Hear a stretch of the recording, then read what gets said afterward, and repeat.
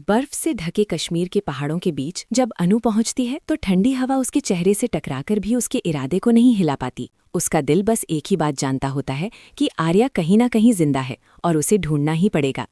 घर पहुंचते ही उसके माँ बाप उसे गले लगाकर समझाते हैं कि जंगल की तरफ जाना खुद को मौत के हवाले करना है, क्योंकि वहां डाकू, गुंडे और अंधेरों का राज है। लेकिन अनु के लिए आर्या सिर्फ एक नाम नहीं बल्कि उसकी पूरी दुनिया होता है। जैसे ही रात गहरी होती है और घर में सब सो जाते हैं, वो चुपचाप दरवाज़ा खोलकर बिना किसी को बताए जंगल की तरफ निकल पड़ती है। पेड़ों के बीच चलती हुई कभी फिसलते पत्थरों से गिरती है, कभी कांटों से पैर जख्मी कर लेती है, लेकिन रुकती नहीं। इसी दौरान अंधेरे में छुपे गुंडों की नज़र उस पर पड़ जाती है। वो उसे पकड़कर जबरदस्ती उठा लेते हैं और एक पुराने बंद कमरे में ले जाकर कुर्सी से बांध देते हैं, जहां आर्या बेहोशी की हालत में पहले से बंधा होता है। अनु के हाथ भी पीछे से बांध दिए जाते हैं, मगर उसकी कलाई पर पहना हुआ टूटा हुआ कंगन उसके लिए भगवान का दिया हुआ आखिरी हथियार बन जाता है। वो धीरे धीरे उस कंगन के नोकीले टुकड़े से रस्सी को घिसना शुरू करती है। हर पल डर होता है कि कहीं गुंडे लौट ना आए।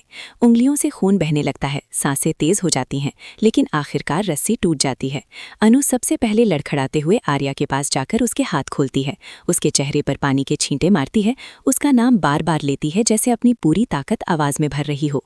कुछ पल बाद आर्या आंखें खोलता है और जैसे ही अनु को देखता है, उसकी आंखों में हैरानी, दर्द और सुकून एक साथ उभर आता है। अनु के माथे पर लगी चोट से खून बह रहा होता है, जिसे देखकर आर्या का कलेजा कांप उठता है।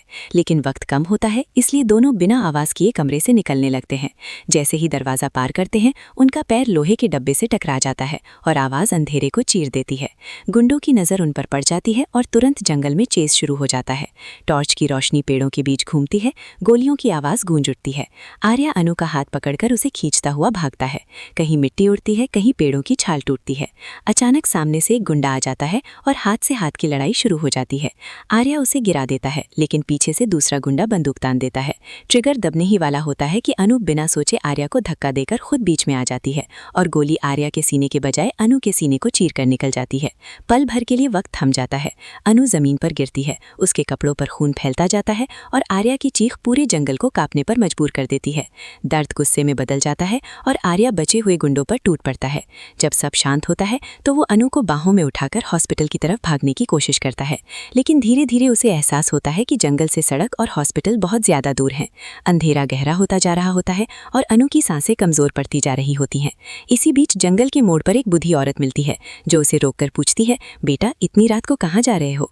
आर्या टूटती हुई आवाज में कहता है, मेरी बीवी को गोली लग गई है, उसकी जान खतरे में है और मुझे कोई रास्ता नहीं मिल रहा। बूढ़ी औरत अनु की हालत देखकर गहरी सांस लेती है और कहती है, यहाँ से हॉस्पिटल बहुत दूर है बेटा, मेरी झोपड़ी पास ही है, मैं इसका इलाज कर देती हूँ। मजबूरी और उम्मीद के बीच आर्या अनु को उसकी झोपड़ी ले जाता है, जहाँ दिया जल रहा होता है और जड़ी बूटियों की तेज खुशबू हवा में फैली होती है। बूढ़ी औरत बिना वक्त गवाए अनोखे तरीके से गोली निकालती है, खून साफ करती है, मरहम पट्टी करती है। अनु दर्द से कराह उठती है, लेकिन धीरे धीरे उसकी सांसें स्टेबल होने लगती हैं। काफी देर बाद जब खून बहना रुक जाता है तो बूढ़ी औरत आर्या के पास आकर कहती है, बेटा तुम्हारे कपड़े पूरे खून से भर गए हैं, ये साफ कपड़े पहन लो। आर्या कपड़े बदलते हुए चुपचाप बैठ जाता है।